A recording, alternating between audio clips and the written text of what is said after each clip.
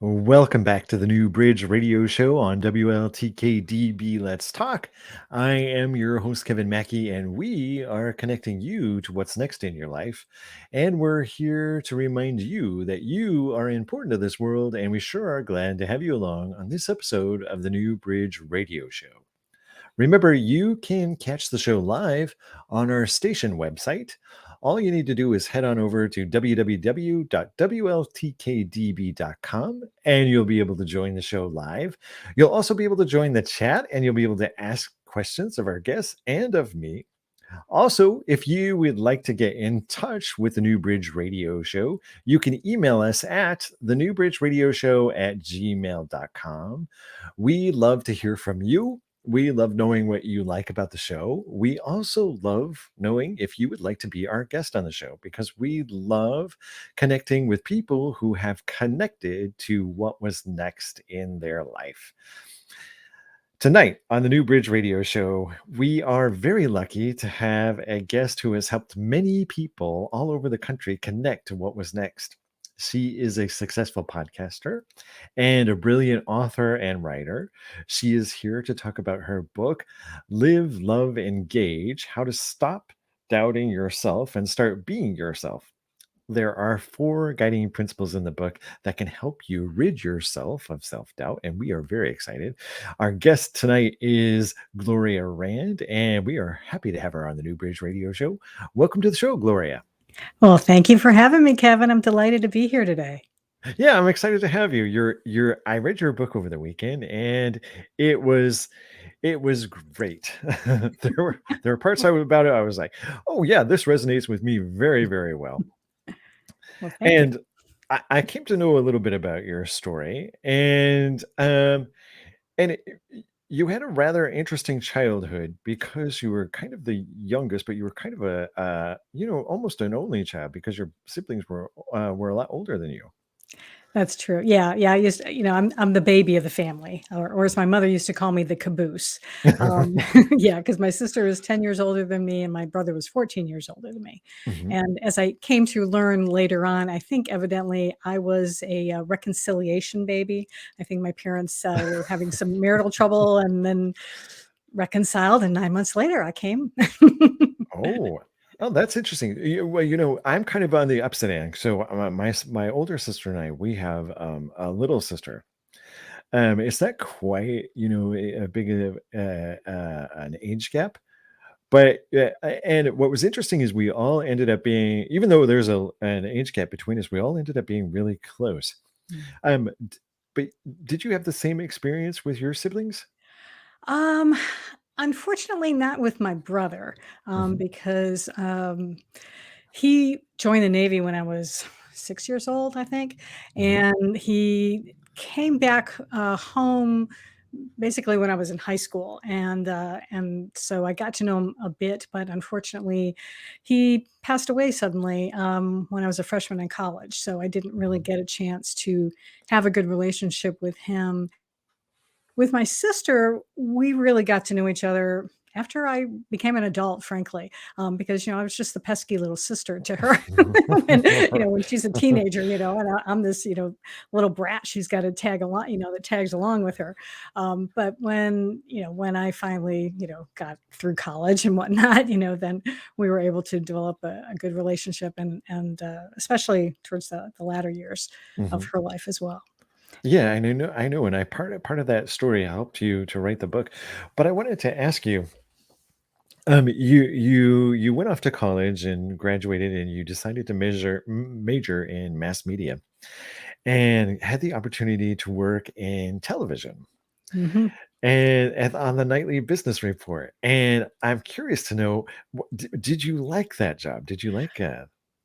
I l I love that job. It was fascinating, and what I especially loved working there is that they gave you an opportunity to really grow, and Hmm. so I wasn't doing the same thing year after year after year. So when I was hired originally, I was the person, um, uh, typing up all the stock prices that would show up on the screen when someone's watching it on television and and the names of people, and so I I was in the control room during the show, and I would be, putting that information up there. And then later, I did that for about maybe a year and a half, and then I became the stocks producer. So I worked with Paul Kangas, who was one of the anchors of the show at the time, and I helped him, you know, write his stocks report, figure out what were the big movers of the day. And then Mhm. eventually I became a writer for the show, and then I was a producer. So I was like the backup producer. So when our main producer would go on vacation or was sick, I got to fill in for her. So it was really interesting. And I also found it entirely ironic because what I initially majored in college was in business administration. And then when I was flunking out of calculus and economics, I was like, Right. I think I need to do something else. And then here I wind up years later working for a business show. So Exactly. That's you know, you never really sometimes sometimes your majors work out in a way that's bizarre. yeah, absolutely. So you went on from that and and actually went into the world of copywriting, which is interesting. Tell us a little bit about that because you know there are a lot of people that are considering that type of career right now. Yeah, it was we had an opportunity, my family, my husband got a really good job opportunity up in Orlando, Florida, because we were living in Miami at the time, and that's where the Nightly Business Report was produced. And so when we moved up here, obviously I wasn't able to work on the show anymore, except I was doing some part-time work for a little bit. And I kept getting this letter in the mail that said, "Can you write a letter like this?" And and it was essentially an advertisement for a copywriting course, you know, to write junk mail, as we affectionately term it, you know. But I was, I something about that just, you know, just kind of stuck with me. And then I actually wound up not doing any more work for the Nightly Business Report. So it was like perfect timing. I said, I'm going to go ahead and invest in this course because, yeah, I love to write. I've always loved to write, even Mhm. before I worked for NBR, even as a kid. So I invested in the course. And then as I was learning to do, you know, writing these like long sales letters, I realized that everything was sort of moving online, and so I wound up taking a course in SEO copywriting.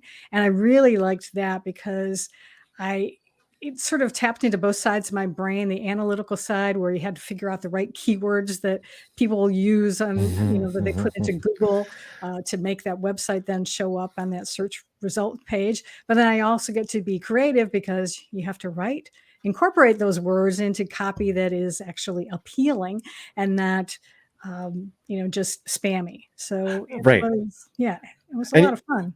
you know, just explain so SEO is something like a lot of web people who have websites, and myself included, get these emails, these emails all the time about SEO, and I've always looked at him and said, "What the heck are you talking about? I don't even know what that is." Yeah, it's complicated. Well, it stands SEO stands for search engine optimization. And when I first started doing search engine optimization, it was actually a bit easier to do. So essentially you want to when someone goes onto Google and they're let's say they're looking for a web designer. Maybe they want to build a new website. And so they start searching web designer. And then if you're a company who does that work, you want your website to show up on that first page because especially because people rarely go past the first page looking. Right. So you really want to get that first page listing. But it's very competitive, especially now that it's the year 2021, considering I started in 2009. It's a lot more websites are out there now. So it's very hard. And Google looks for all sorts of different things. They use different metrics that they use to help a website get up at the top. And um, it's not as easy. When my first real success, it was great. I was able to put keywords in and it got on the first page and my client was so happy their phone was ringing. Mhm. Now it takes a bit more, but it still can be done, but it's a lot tougher now. I believe you. Because the amount of emails coming in just to a site that I closed a year ago, it's just amazing. I'm like, I'm trying to figure out how to shut it down completely. Like people sneak in and get in, and I'm like, how the Mhm. heck is this happening? But anyway, so in addition to that, you also had um kind of a spiritual awakening as well. I know you kind of, grew up in a traditional way and kind of a Catholic background, but something started happening spiritually to you too. Tell us a little bit about that. Yeah, it's, yeah, it's been an interesting journey I've been on. I would say for one thing, I originally was attributing it to when, my sister was diagnosed with cancer, but I think in a way it really started when I began my business because it was at that point that, um, I actually started meditating and I Mhm. found I was going through the web and saw an email for a company that was called Centerpoint, and they were offering this technology called Holosync, and it promised to be able to you meditate as good as the monks do after 30 years of meditating or something. You have results just as fast, and I was intrigued by it, and I started. Um, uh, Bought their product and started meditating, and that sort of, I think, primed me for when 2015 came along. My sister was diagnosed with cancer, and, unfortunately, it was stage 4 cancer. It was pretty serious, and a few months before she passed, I was meditating as I had been Mhm. doing, and this idea popped into my head that said, "You should write a book about love." And I'm like, I do online marketing. Where's this coming from? I what do I know about love?" And lo and behold, it became the book because I, for some reason, still wound up opening up a Word doc anyway and was like, started making notes. Oh, love is an acronym. Okay. And so I started writing that. And then I got interrupted because my sister wound up being in the hospital and I didn't touch the book for about another, probably almost 2 years before I went back to it. But it was an interesting journey because um, losing my sister was really hard and was like the Right. hardest. My parents had died, my brother had died early, but she was like the last link to my family, and Right. so it really hit me. And I think also because I did spend so much time, I tried to spend as much time as I could with her when she was going through chemo, and I was there with her when she transitioned. Uh, so it was a difficult time to get through, and I'm so grateful now because so much good has actually come out of it, in especially the book, Mhm. because now I realize that in the process of writing it, the reason I was given this idea to write a book was because I needed to learn it for myself. I needed to learn these lessons. Um, Right. as often happens, isn't it? Is that we wind up, teaching what we most need to learn, and so that Right. was the case for me. And it sort of started the process also kind of started in in the midst of a pandemic, right? Yeah, especially, yeah, it was last year, sorry. I'm getting a drink of water, but um, yeah, last year when the pandemic hit, because I realized it was like, "Okay, I've gotta get this done. Mhm. I've gotta sit down and do it because I'd been working on it, a bit in 2019, and then I realized it was like when things were happening, I had to do it, and it was one of the reasons I even started my podcast too, because I thought the podcast would help me actually write the book, give me Mhm. an opportunity to sort of flesh out some of these ideas, and, um but yeah, last year was such a crazy year. Um, I To put it mean, mildly. I know, yeah, putting it mildly, but it was in a way one of the most amazing years for me personally because I really did go through not only writing the book, but I was also having, as you said, this really spiritual awakening. I started doing, I think think I even hinted at it a little bit in the book, but I don't think I really got into detail with it. But I've been doing for the last year, I've been doing something called channeling light language, and which um, has been an amazing thing for me. But even before that, I found myself I started writing songs last year. Mm. I wrote like 2 songs, and which I hadn't done since I was maybe 7 years old. Um, and so there was just, for some reason, just this I can't even really explain it, because it seems like now, compared to like where I was last year compared to this year, it just seems like I was in this totally different space, and I don't quite even know how to explain it anymore. Um, but it was a very, very interesting time. Right. Well, but you know what's interesting about that is all of us understand Mm. because because we've all been in this weird vortex, and there have been some good things that have definitely Yeah, come from it, yeah, and there have been some other things that have happened that have not been so good. yeah, yeah. Absolutely. Yeah. And it was, yeah, it was like a crazy time with all this other stuff that was going on in the US. I mean, with all the politics Hmm. and the George Floyd, and I um I was doing the podcast. I wound up even doing, I committed to doing like 1 episode a week. I started doing like 2, because I just wanted to be able to reach out to people and have, different people doing different interviews. And Hmm. um, yeah, it was a very, very strange time. And this year has still been an interesting year too. It's been an interesting transition year, I think, as well, and just also trying to deal with this. And um, I think mostly because I haven't had my kid around. My daughter, my Hmm. daughter left last year, and she moved to Hungary, and Oh. Hmm. which has been interesting. So we're truly have been empty nesters here in my house the last year, and so that's been Hmm. um, different to deal with as well. Right.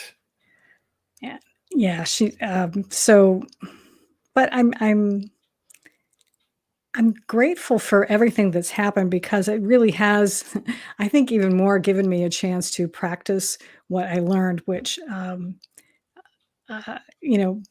we still have to, I'll have to tell you a little bit more as we go on here, a little bit more about what love actually stood for, because I know we didn't even get a chance to do that yet. Oh, yeah, definitely. We'll definitely talk more about the book.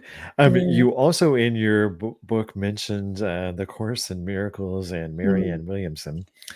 And I think a lot of us who have been in a spiritual journey or a spiritual path have come across Marianne Williamson at one point. mhm. Yeah, I'd gone to a counselor, and she recommended that I do the Course in Miracles, but she recommended that I just read the lessons, to do those daily lessons that it Hmm. has in there. And so I did spend like a year doing that. And I think, yeah, I think that's what I was doing in like 2019. And so that kind of dovetailed in. And yeah, that really made a huge difference in really opening my eyes to different Hmm. possibilities about what I believe, because it's definitely Right. shifted over Oh, the oh, years. right. That book made me a more compassionate person Mhm. in a lot of ways. I found it on accident in 1998, I Oh, think. wow.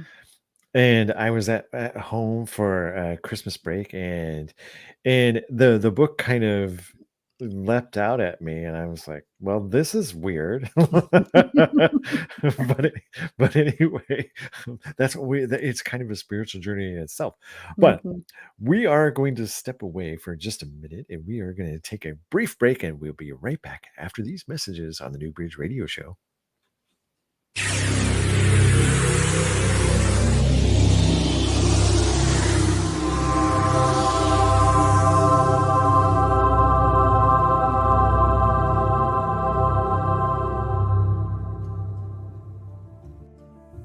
Looking to launch your new masterpiece? Then try something new with Moonbow Publishing and Publications. At Moonbow, we have a strong desire to serve authors in a powerful and meaningful way.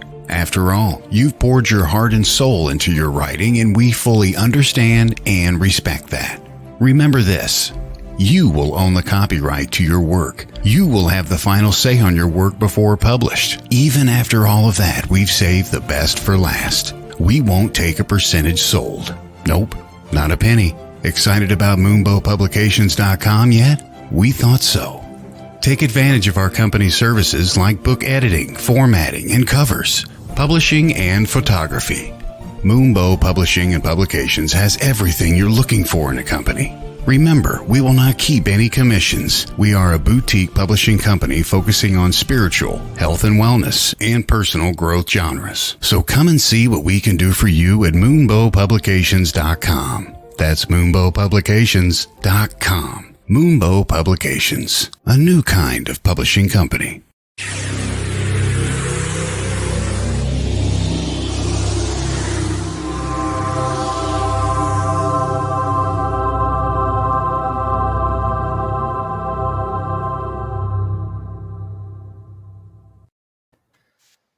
Welcome back to the New Bridge Radio Show on WLTKDB Let's Talk. I'm your host, Kevin Mackey, and with me is my great and fabulous guest, Gloria Rand. And Gloria, before the break, we were talking about your book, and I love the way the idea for the book came in a meditation, because so many people are at that bridge a lot of the time where they'll get a like a word like, maybe you should write a book of about love, and for you, you're like, what? And I know a lot of people that were in that condition, and as you were writing the book, you began to discover that love was actually an acronym. Yeah. Yeah, absolutely. And it really, well, it's interesting. It actually came, I mean, that very first day the idea came, I just didn't truly understand what it meant. Mhm. So that took writing it. And I think also that's why it took me so long, frankly, to write the book, is because I had to start learning it for myself, even without even actively writing it, but to just start understanding it. Um, so the L in love stands for let go and let God. And as I say in the book, it's not really a new concept, um, but it really was something that I had to learn to let go of my need to control things and to be able to put my faith in God. As I said, I grew up Catholic, but it was more of a, what they call a cafeteria Catholic, someone who kind of picks and chooses, what to believe in. I've never heard Uh, that before. oh, yeah, yeah, absolutely. Yeah. And so I didn't really have a, huge, strong foundation there. And also growing up in a household, my dad was an alcoholic, and my mom was, uh, had really good temper, and of course she was married to an alcoholic, and so now I have huge compassion for her. And at the time I was just a kid, and trying to deal with all of this, and so my way of making sense of the world was to really try to be in control, to be strong. I was actually kind of put in that role of being a caregiver even at a young age. My mom had a lot of health issues, and so I was always kind of helping out around the house and things.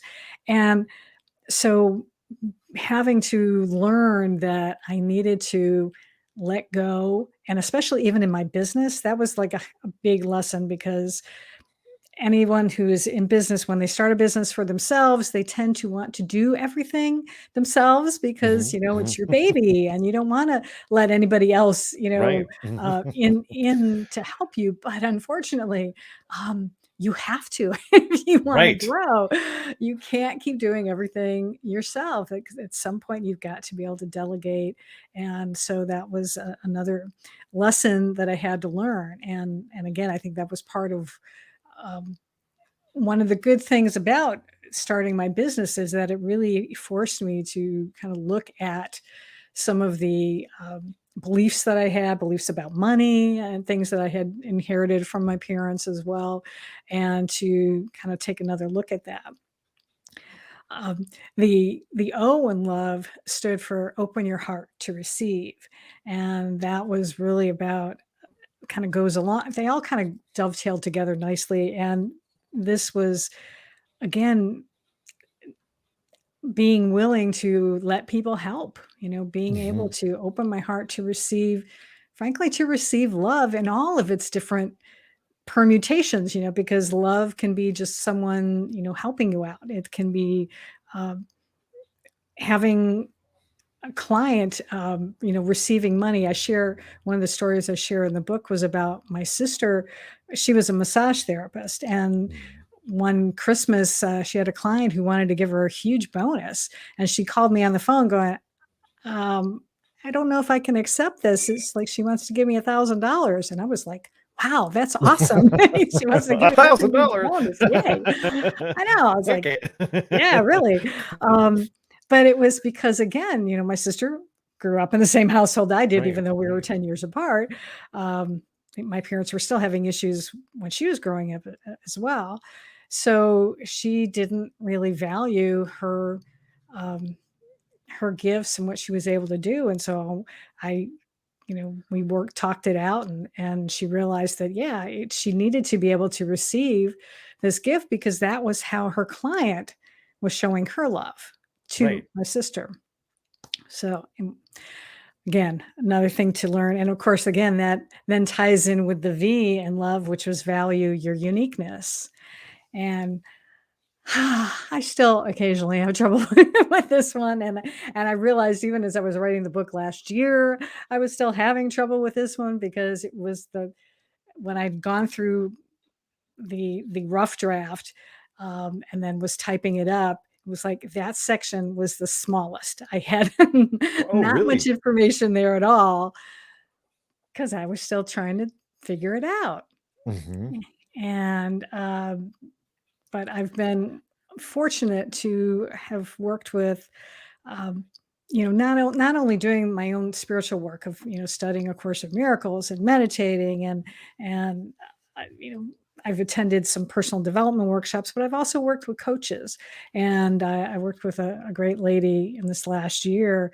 Um, who really helped me with that. She was big on what she would call tags, your talents, abilities, and gifts, and helping you to see them and to recognize them. And so that helped me a lot to really start valuing the different things that I brought to the table because I that was something again that had held me back in my business because I Mhm. was reluctant to charge what I was worth, Oh, I and know. Eh, and you know what's interesting about that yeah. is a lot of people who, work for themselves have such an issue with that, don't we? Mhm. When I started in Reiki, I was if people couldn't pay me, "Oh, that's okay."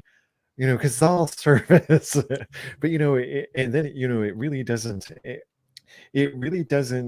help you at all, which is why I love the fact that you address it in the book about value your own uniqueness, because you did all the time, you went to school, you got all the training you needed, and you need to value your gifts, like you said, your talents and gifts. Mhm.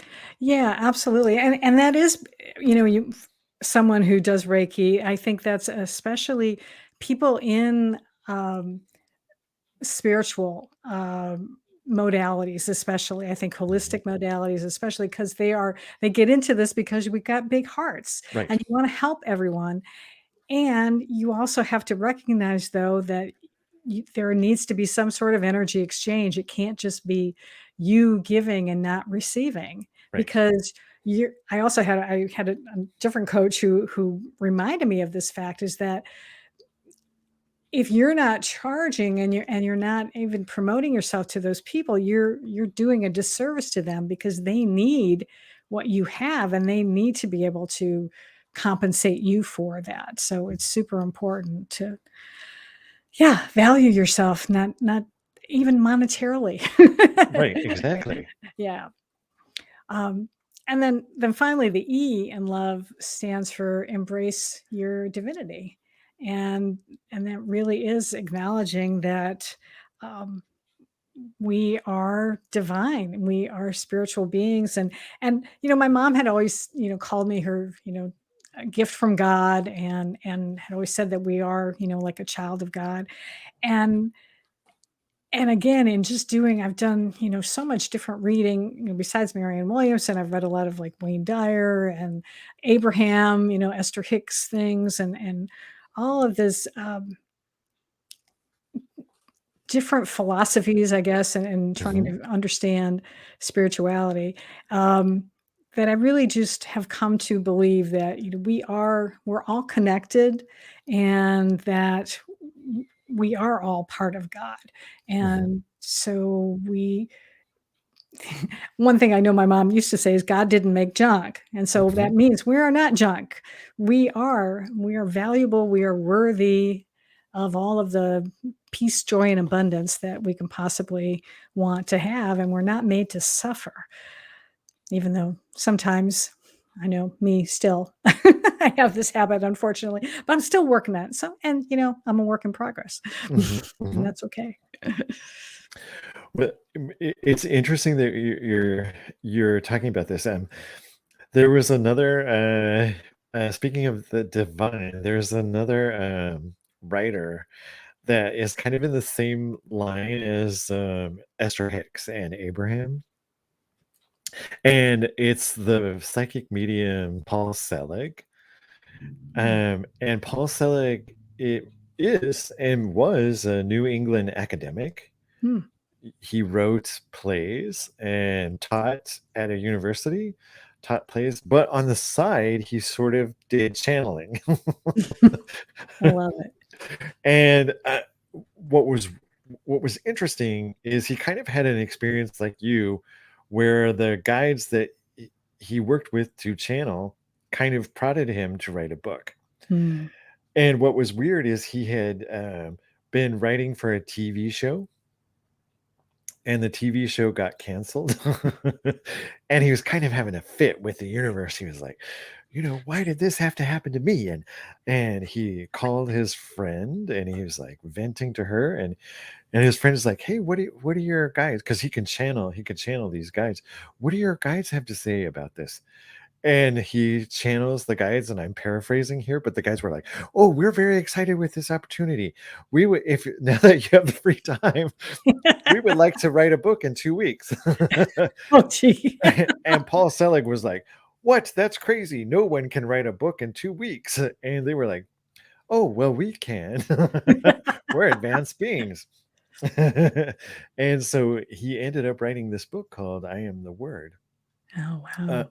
about these advanced beings telling us about what you just mentioned about divinity, and Mhm. how we are part of a divine spark, and how they're describing how the earth is actually wrapped in fear, that there's a band Mm. of fear surrounding the earth, and that if we can pull ourselves away from this fear mentality and this fear band, we can change the earth. Mm. Yeah. And, and so it kind of coincides with the E that you mentioned in your book. And um, I love the point that you made in that about embrace the divinity. Uh, because it's something that we all have trouble with, because we Mm. all like I grew up in kind of a Christian background, but not a cafeteria Catholic. What? My family was more fundamental. They Mm. had, my Mhm. mother was an evangelical, and Oh, we okay. went to a big church where the singing, and so I came from that kind of background, and Yeah. you're taught to believe that you're flawed. Mhm. Oh, yeah. Yeah, absolutely. Well, and being Catholic, you had to go to confession and, Mhm. and confess your sins, and yeah, and that was the interesting part of A Course in Miracles, where, they talk about sins, and I don't even remember the exact terminology, but it's not like not what we were, taught growing up, and the importance of forgiveness, but to really just, yeah, to understand that we're not flawed people at all. Yes, we do have free will, and so sometimes we, use that free will, and it can maybe get us in trouble, or or we make mistakes, but it still doesn't change fundamentally who we are Right. inside. Mhm. And if we need to be able to recognize that other people are that as well, because then it will help us to be able to communicate and to be able to get along with other people. And but I really want to look up this book, because that sounds interesting, especially this concept of being wrapped in fear, because yeah, you certainly see that, and that is why so many people do have trouble communicating with others, communicating Mm. with ourselves, Mhm. and even because that was another big part of my journey, was learning how to trust my intuition and really listening. And it is sort of interesting that I actually did, you know, I listened to that voice, and I did heed it, even though I thought it was crazy, but for some reason I still went ahead and was like, "Okay, I don't know, I'll just jot stuff down," and then I kinda went on my way. But I there was, I guess, I think, and again, I think it's because I'd been doing meditation that I was more open to that concept than if I Mhm. had been, 10 years earlier. I probably definitely would not have dealt with it at all, and would have ignored it. But I think because of that, it helped me see that. And then, of course, that day when I got the email from Hay House offering a writer's boot camp to teach me how to write a book, I was like, okay, I guess you really want me to write a book, God. Okay, fine. I'll Right. do it. I'll do it. Right. Yeah. And so I find it interesting that there were little steps along the way, but were there moments where you're like, "You've got to be kidding me! I can't do this." Oh, Did you yeah. have times where you wanted to quit? Oh, absolutely. I mean, because I would, well, just even getting started for a while, I would be like sitting in my computer and I'd be like, okay, let me see if I can try to do this. And I would be like, I don't know what to do. I don't know what to say about this. I have no idea. And then a friend of mine, um, asked me, she's actually, she does like angel channeling, and we were doing a session, I think, and at the end, we were talking about this, and I was telling her how frustrated I was that it's like I know I need to write this book, but I don't really know what to say about it. And she said, well, where are you the most happy? Where do you like to go where you're the most happy? And I was like, well, I love going to the beach. I love being by the waves. And she's like, well, then why don't you write the book there? And thankfully, where I live, it only takes me an hour to get to the beach. And so I started doing that. I spent Friday mornings, I would go to the beach and take out my journal, and I would start to write. And some weeks I didn't write. Some weeks I wrote about everything else that was going on in my life except the book. Mhm. Sometimes I would just read, but then other times I would just sit there and go, "Okay, God, what do you want me to say? What does this stuff mean?" And things would come out. And so I definitely had a partner in writing this book. It was definitely um, not only divinely inspired, but divinely written part of it as well, because uh, I couldn't do this alone. I definitely had help to do it. Right. You made a great point in the book about writing with pen and paper. And there's something different about that than typing on a keyboard, which I found really interesting and I think really true. Tell us a little bit about that. Yeah, it's because I think, again, it was like, I was trying to type, and it wasn't, you're not connecting. But when you can Mhm. sit down and have a pen in hand and just scribble sometimes, Right. I think there is this more direct connection between um, heart and the head, and then coming out with the pen and being able to write it down. Um, it's Yeah, and I know I've heard other people say it too, that talk about this, that it's it's just more powerful to be able to do it that way. And I go back later and I typed up what I wrote, and then I Mhm. can go back in and then clean it and edit it and add more things to it. But that first draft, I think, to be able to handwrite it is really powerful. Right. You know who else believes in the pen and paper is Joan Collins. Oh, And Joan Collins is actually quite a prolific writer and very good at it. mm. but a few years ago in my own journey, I learned a meditation to do automatic writing, Mm. and uh, and when I try to do automatic writing at the keyboard, I have such a hard time doing it. But if I I'm a huge compulsive shopper of office supplies. Like if I see a composition book, I buy Yep. it. Like if people saw how many composition books I have, I would be embarrassed. But anyway, so if I have a composition book and a pen, and do the meditation to do the automatic writing, for some reason it just flows easier, and I can actually do it. And then when I look back at those writings, I'm just shocked. I'm like, oh my gosh, I can't believe that came out of me, or where that came from. Yeah, I can relate, but my only problem with that sometimes, because I have done that as well, is then sometimes when I've gone back to try to read my writing, it's Mhm, not the neatest thing, and it's mhm. hard to read, Right. and so I'll be like, "What the heck did I say here?" Um, and I will tell you, I had one, and I think this was not last year, it was in 2019, where I really had, a very freaky,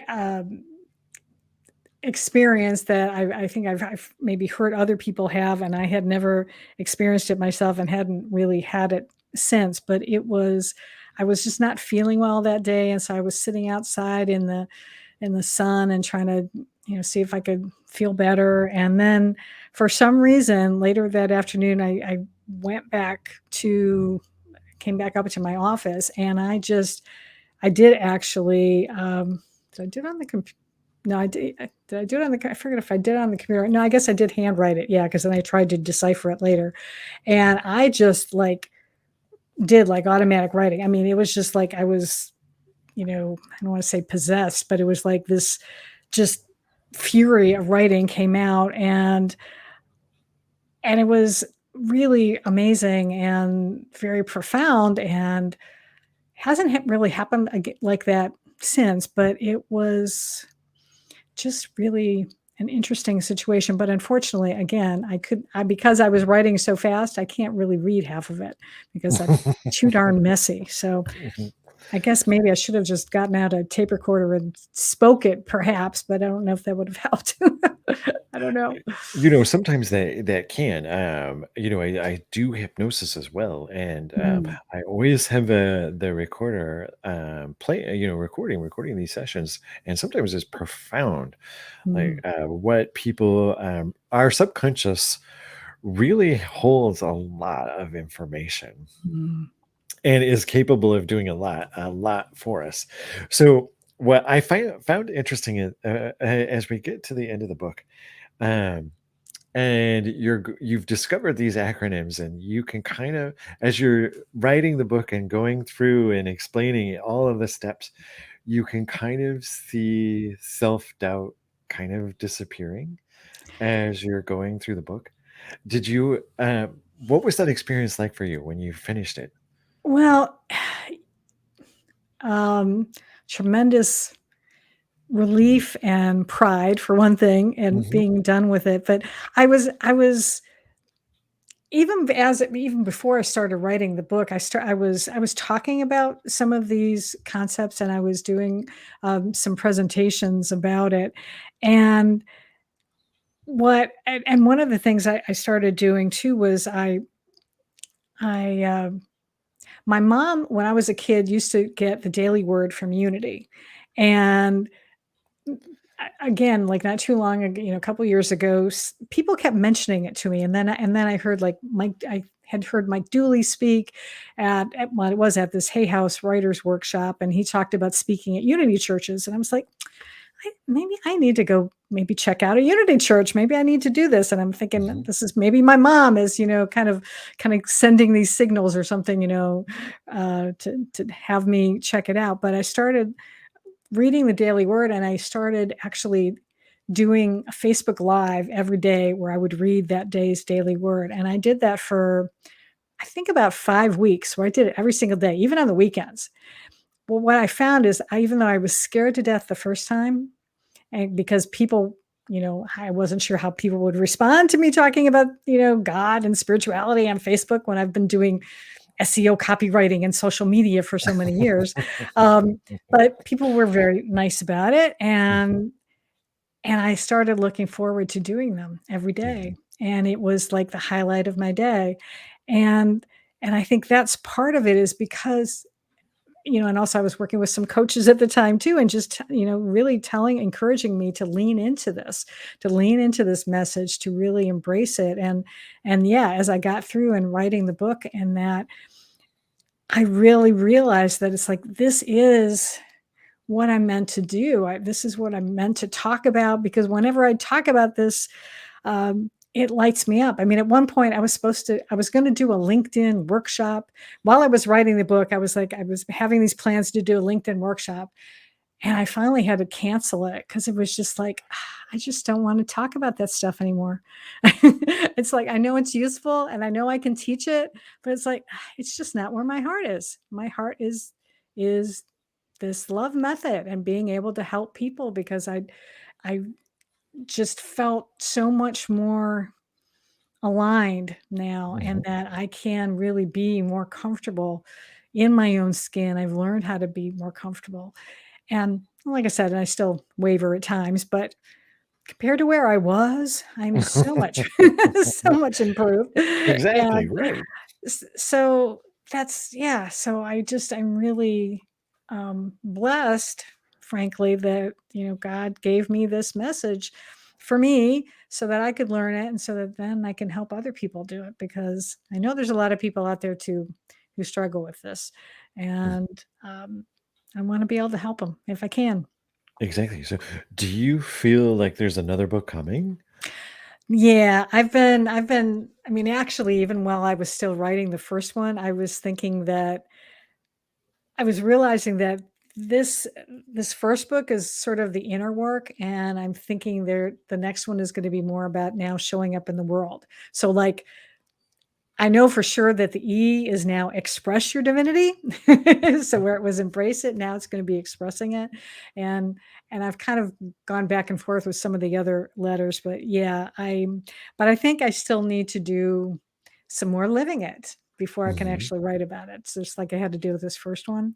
So it's probably about another year away, I have a feeling. So but yeah, there will be another one. That's great because I love that kind of story. Because, a lot of people think, oh, the universe has this great life for you and all these blessings, but you're over 50. Can't do it. And I like that when you put aside all of that intrepidation and you just went for it despite all that. And look where you are now. Yeah. And look at all the doors that are opening for you. Is Absolutely, yep, and I'm at the end of my 50s, so I just turned 59, so, but I plan on living another 50 years. I figure I'm just hitting middle age right now, so I got a right. lot of living. Yeah. Right, exactly. I think I'm in the same boat because I joke around about this all the time. I think I kind of think I might be in my 90s before I decide to leave, and people are like, "Oh, I hope not."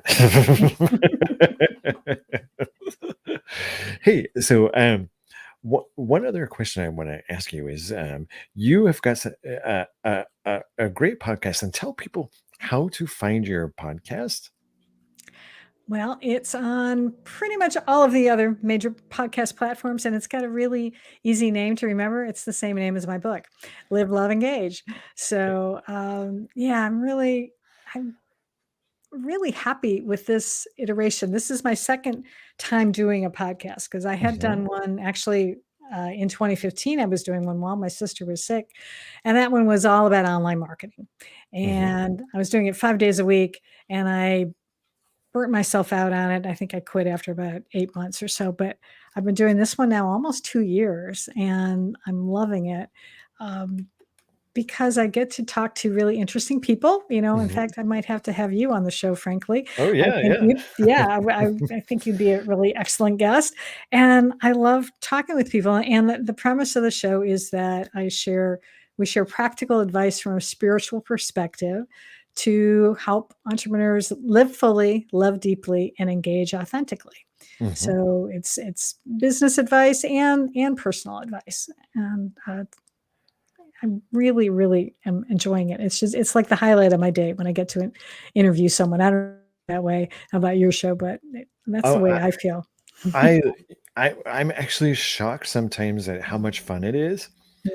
When we started this podcast, at first we were a podcast and then Tom came along and really convinced me to do a live show, and I was like, "Oh, I don't think I can." Mhm. But anyway, but now look at me, it's like he has That's a hard time shutting me off. But but I find it to be amazing in that I've had the opportunity to talk to people from all over the world, Mhm. and it and it really surprises me. You know what's interesting? There's a after you do it for a long time, there's an intuitive part of it. Um, I I always feel like I have to spend the weekend before the show with my guests and all of their material, getting to know them and forming a connection. Do you find that yourself? Yeah, and what is one of the blessings about it, but also I just one of the nice things about it is that I guess it's a little bit good. It's nice for my ego is that I've had people compliment me afterwards. I'm like, oh, I'm so glad you asked me those questions, and it really has the process of doing it. I have gotten better. I really Mhm, am leaning into my intuition and really it's taught me to listen better, to mhm. listen to my guests and to really pay attention to them. Because I think even at the beginning, sometimes when you start, you kind of have an idea about what you want to ask, and so you're kind of focusing more on that as opposed to listening to the guest's answer. But I've really made an effort as I've gone on and doing this to really listen and and then ask something else that not necessarily what ideas that I had in mind to ask, but let the conversation flow more naturally. And we've had some really good shows, especially when I think the other person plays along with that and, Right. and is good about it. Exactly, exactly. It always goes smoother. In the beginning too, I always had like I'm so afraid. I had like a big script just in case. Yeah. Because I have a Virgo midheaven. So Yeah, we Virgos, we like to be organized, but, right. yeah, it's good.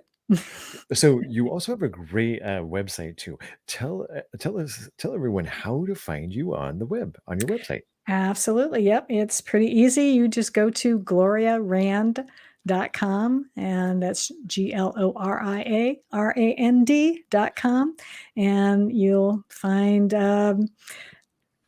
information about my copywriting services as well as coaching and it was interesting. I was listening to one of your other guests recently that you were complimenting her on the website and she said her daughter designed hers. You know what? Yes. My daughter designed mine too. Oh, really? Wow, that's Yes. amazing.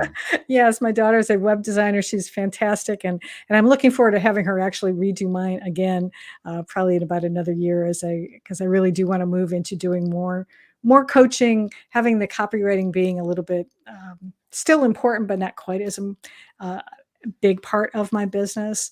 And so, yeah, I'm very proud of my daughter, and she's become this digital nomad, and she does web design wherever she is. And right now, she's in Hungary, and that's where she's doing her work. So And she's learning to speak Hungarian, isn't she? yeah, well, yeah, she had to learn because she had decided that she wanted to get dual citizenship because my grandparents are from Hungary.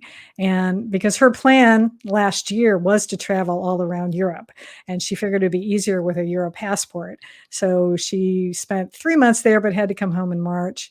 And but now she wound up going back, and she's actually Well, she's actually in love because she You met say that a like a mom. I know, I Oh, know. she Well, thinks she's she in was love. she was practicing Hungarian with someone, and it turns out this young man, so he was practicing English and she'd practice Hungarian with him, and so now they're actually living together in Budapest. Mhm.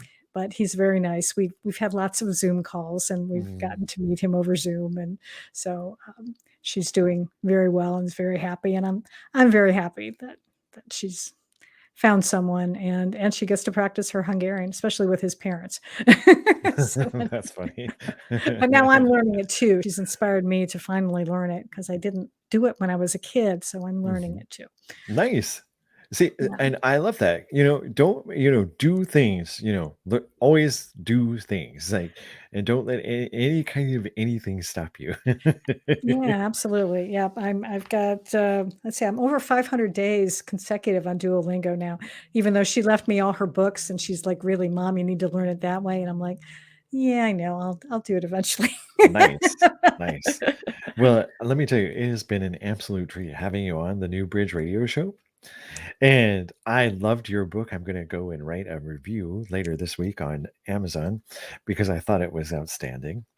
And thank you also for explaining what SEO is so that when we get those emails, we'll know what they are. Absolutely. Yes. Now, coming up next week on the New Bridge Radio Show, we are going to have uh, Sue Wilhite on the show. And Sue is a business coach and a sound healer. She likes to say she's a business coach with a side of sound healing. You Oh, won't want to miss that coming up next week on the New Bridge Radio Show. And I want to thank all of our listeners for joining us this week and being a part of our show. And remember, you are important to this world. And now go ahead and prepare yourselves for Haunted Voices Radio with Todd Bates. And we'll see you next week on the New Bridge Radio Show.